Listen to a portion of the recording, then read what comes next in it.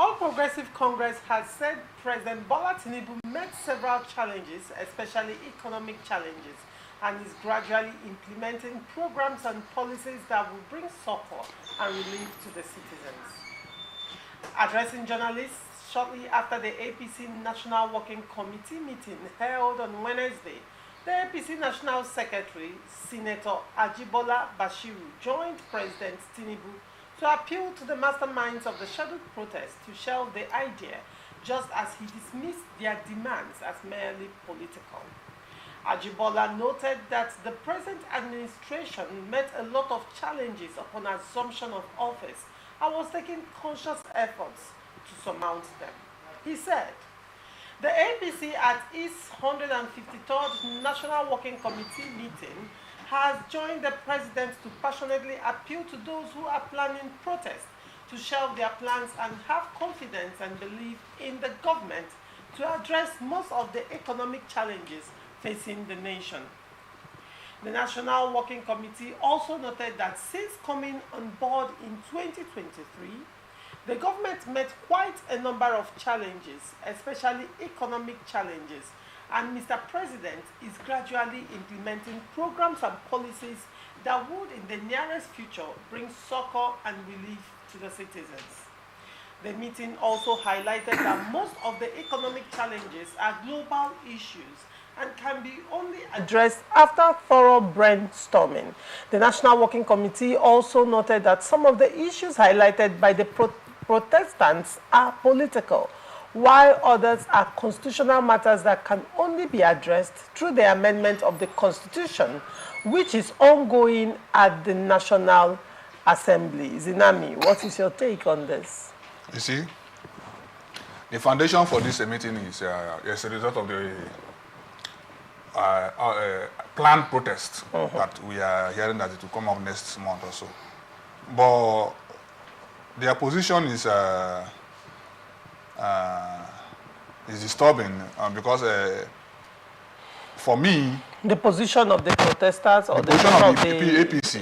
For me, the foundation for the protest is because there is hunger in the land. That is the foundation for the process, or the reason for the protest. And because hunger is as a result of bad economic policies. And that is as a result of removal of petrol subsidy. Petrol subsidy removal is something that I don't think that anybody should go against. But as a country, I feel that the procedure or the formula used in removing petrol subsidy was wrong. Okay. I subscribe fully to petrol subsidy removal. I subscribe fully. But in every economy in the world, some things are subsidized. You know, and for Nigeria as a country, we are top 2 with respect to Africa, and among the first 10 in oil producing or oil production as a production nation. But we are also only the country that does not refine its petrol. And so how can we as a nation that produces petroleum does not refine it? And so before subsidy was supposed to be removed, I personally expect that there are some foundations that I would have been laid. Okay. Or we draw lessons from India, we draw lessons from Egypt. You know, by putting some many factors into place before you take it that drastic, that is a very difficult decision because energy is very important. Energy is very important to the economy.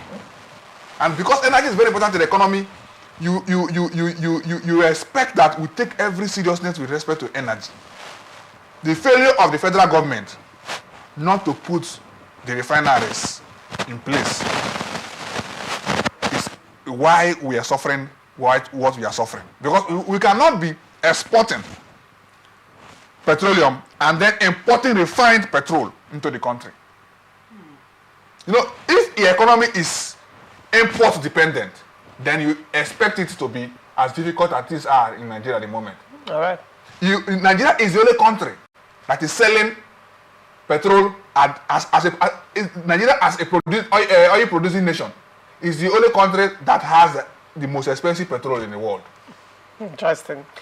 What is your take on this issue, APC labeling the demands of the protesters as political? You know, one good thing that happened in this their meeting yesterday, their release, to the fact that they have stopped blaming PDP.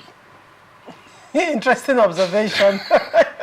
They have now said this government inherited decades of failure. And so, which you look at it, 8 years ago. It was APC. It was APC. And part of that failure was still the political party's failure. Right? That is on one hand. Two, they cannot say, one of the problems I have with politicians is that they seem to look at every idea coming from the one who is not with them as being political, in quote. They have severally seen Nigerians' genuine agitations to be politically motivated. So they fail to address the issues because they're looking at it from a different angle. You see, what's the name of that spokesman of the president who came out to label Onanuga, who came out to label P2B for being the one responsible, masterminding, yes. And thank God the obese legal team have reacted. And I am so happy, at least, since he's not immune to prosecution, let him go and face that. Whether the system will be right in whatever they do is a business for another day. But the good step has been taken. The troubles is so coincidental that we are just coming downstairs discussing this same topic. The trouble has started by what is aggravating this protest by the youth. Started, like he rightly said, from removal of subsidy. And that was immediately the president was declared the winner of the election. In accepting that election, he said subsidy is gone. So, but prior that his emergence, the administration of Buhari made a budgetary allocation for subsidy up till June. The tenure was to expire May 29th. So the budgetary provision for subsidy ought to last till June. But upon the conduct of election, sometimes in March also, March 18th, also, the announcement removed subsidy and we started buying petroleum products. From that date? Yes, from that date, we started buying petroleum products. People bought as high as 1,000 naira. Very well. Thank God. Filling stations closed up. Thank God you are in Nigeria, and I thought you were coming from a different place. And so, whatever was the effect of the poor governance in Nigeria for the past 50 years, that singular act alone tripled that decay in governance. And that is where we found ourselves. All right. And the truth is that the subsidy is still there, but we are still buying at an exorbitant rate. And for every 1 liter of petroleum product, PMS, diesel, that is called the AGU, for every 1 liter you remove from the system, the citizens are the ones going to pay for it. So you cannot but to look at it critically. Yes, we ordinarily should really encourage removal of subsidy, yes, but it should be systematical.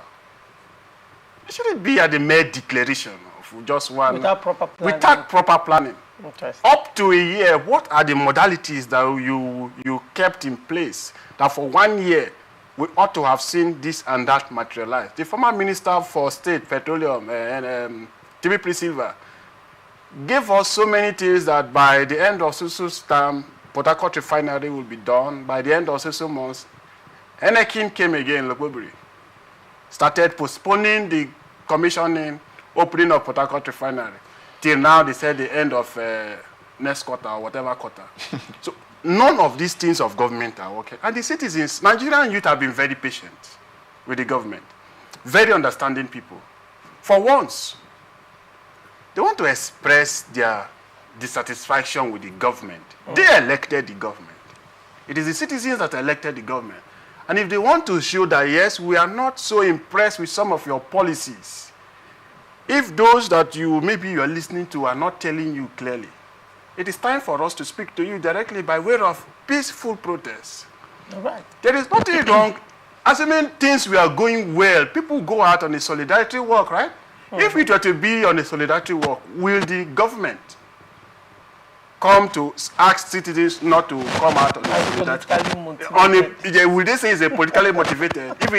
If it were to be a solidarity 1 billion man march for Tinubu, will they not ask for the press? Probably that might come up. That might come up to counter the protest as it were. There is other counter. Lagos State now has a festival scheduled for that day. They should go ahead with their festival. They should go ahead with their festival. The protest will be peaceful on the streets. All right. And it is the work of the police, the security agencies, to provide security. Okay. So if there are persons that they feel will likely invade the process, turn it to a not peaceful process, it is the work of the police to nip those actors. In the board. All right. Still talking about the protest, let's look at the 15 demands of the protesters. Human rights activist Omoyele Sowore has listed 15 critical demands from Nigerians as part of the upcoming Days of Rage protest. The protest that End Bad Governance in Nigeria aims to address the country's governance challenges. According to Sowore, a former presidential candidate of the African Action Congress, the demands were compiled from inputs received from Nigerians participating in the End Bad Governance in Nigeria campaign. The demands are directed at President Bola Tinubu's administration and are considered non-negotiable by the protesters. The Days of Rage protest scheduled for August 2024 have been preceded by demands published by Sowore on his X account. The 15 demands from Nigerians include a call for President Bola Tinubu administration to do the following. 1. Scrap the 1999 Constitution and replace it with a people-made constitution for the Federal Republic of Nigeria through a sovereign national conference immediately followed by a national referendum. 2. Thus, the Senate arm of the Nigerian legislative system keep the House of Representatives and lawmaking a part-time endeavor. We'll stop at 2 because I want us to deal with, we'll take probably one protest demand a day. So we dealt with that of scrapping the 1999 Constitution yesterday, and today I want us to look at the second demand, that is thus the Senate arm of the Nigerian legislative system. So will you be able to exhaust the 15 before the protest day? Even as the protest is ongoing, we'll still be discussing it because of that is on our side. Yeah, well, I know you want to. I know, Jamala, you have a particular one that you're itching to talk about, but then no.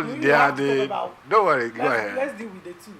The second one is tossing the Senate arm of the Nigerian legislative system, and then keep the House of Representatives and make lawmaking a part-time endeavor. Do you see that playing out? When NSAS started, it started very well. But when it got to a point where we are not having a clear-cut agenda for the protest, I started withdrawing my bias, my sympathy for the protesters. I never participated, but I was somehow sympathetic to the, because ordinarily the brutality of the police, those who call SARS, are very visible by virtue of my practice. I have very clear understanding and knowledge of the activities. Now, this protest was ordinarily by those who were planning was to protest against the hardship on the land. How can we make the government to come in immediately to ameliorate the hardship that the citizens are facing? Some politically inclined activists, in quotes, again are trying to import some certain things that cannot be at the immediate. That's why in some aspect of the release by the APC yesterday, they were right. Some are constitutional matters and not something by a mere protest, sitting down in one day, or the government. But aren't the issues that Nigerians have been agitating and talking about? It calls for constitutional reforms. And if you look at some of the bills being passed or initiated at the National Assembly, addresses those concerns, some of the concerns.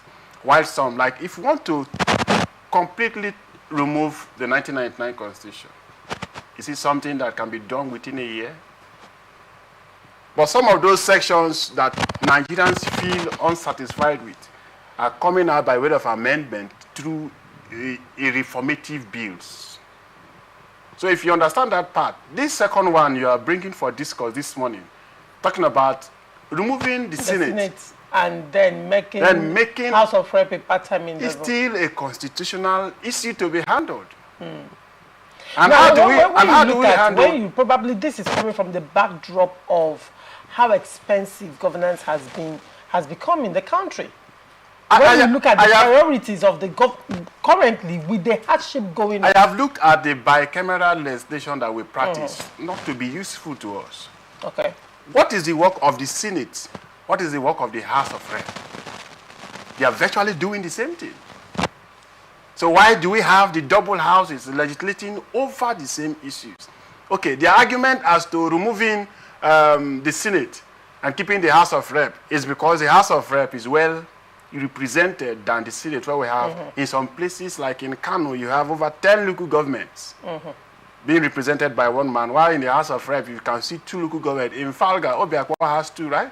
Just having 2 reps. So, no, has 1. Obiakwa alone as a local government has 1. Others, you bring 2 local governments, some 3. So the representation is more direct to the masses than that of the Senate. So maybe that is one of the arms they are saying they should remove the Senate. Okay.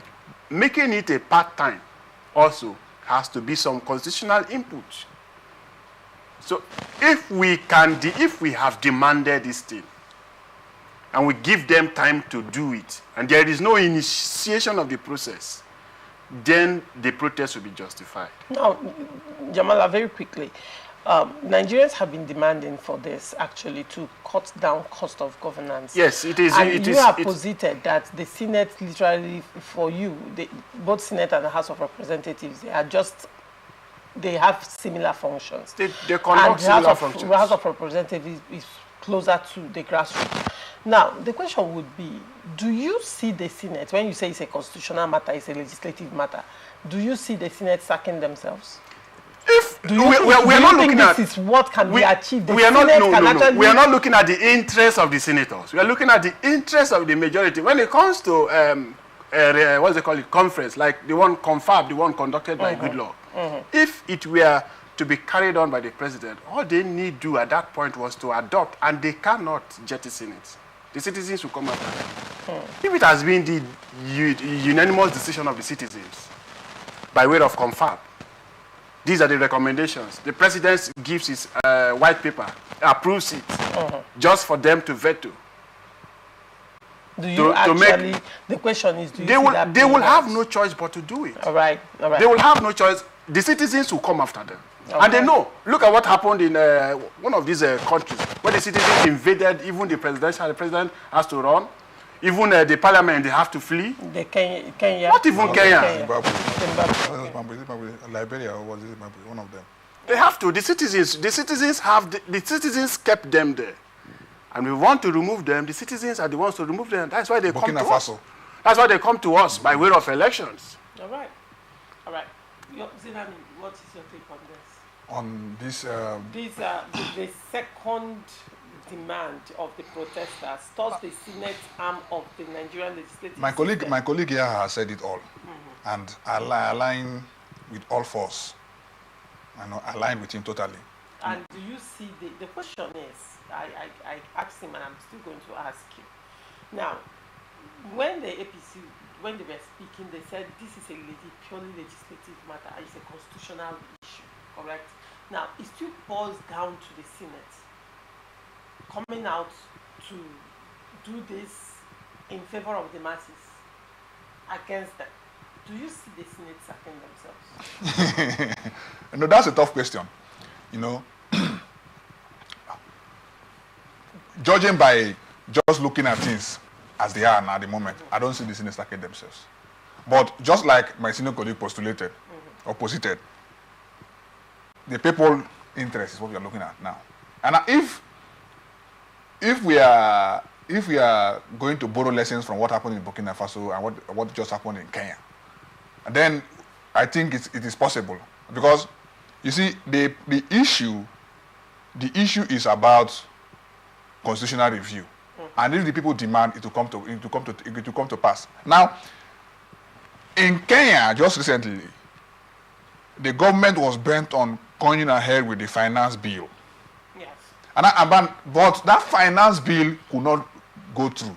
Now, the government was forced to sack all the cabinet members. That is the will of the people. That is the will of the people. And so, it is possible, but my concern, from the question you have asked, my concern is that let us give a time frame for these actions to take place.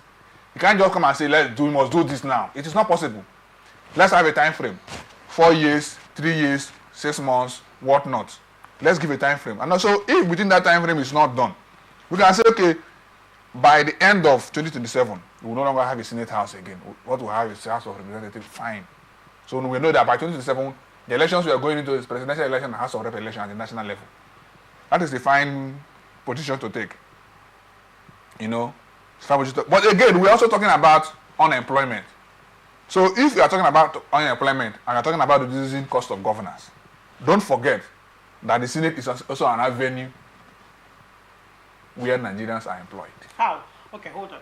When you say the Senate is an avenue where Nigerians are employed, yes. You're talking about the political class, the ruling class. No! No, hold on. I know you're talking about the other people, yes, that can still be integrated because it's still the National Assembly. Yes. And the House of Rep is still going to stand, correct? Now, let's look at the cutting down cost of governance if Senate is scrapped, shall we? You remember when Senator Ningi's issue came up with regards to the allegation of the budget padding. At some point, Senator Ned Nwoko gave an interview and he openly said that senators were cutting away as much as ₦1 billion, 500 million naira in constituency projects. Now, imagine how many senators do we have again in Nigeria? 109. And imagine the billions of naira going into constituency projects to these senators. If Senate House, I am not proposing, I'm just analyzing the issue. If Senate is scrapped, that money is saved. Okay. The money that goes in for furniture, the money that goes in for their housing, the money that goes in for change of vehicles. Shall we talk about the vehicles? The cost of vehicles. I mean, money that goes into the Senate is larger than some states' allocation, if I may say so. I don't know. Now, when you look at it critically, the Senate arm of government, the National Assembly gobs a lot of money.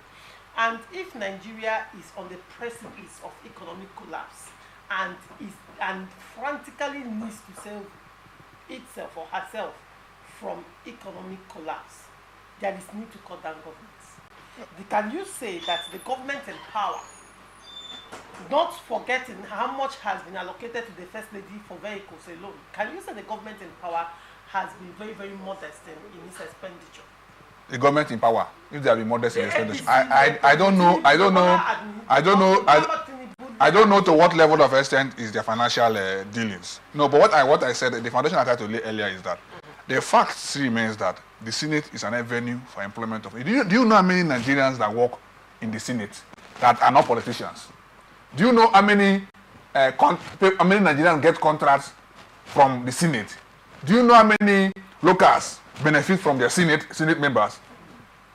But how many locals benefit from their Senate members? The senators are actually making judicious use of these constituency projects given to them. Perhaps, probably this agitation will not be as high as it is because the dividends of democracy from the Senate will be getting to the grassroots. But very quickly, Jamala, we don't have much time left.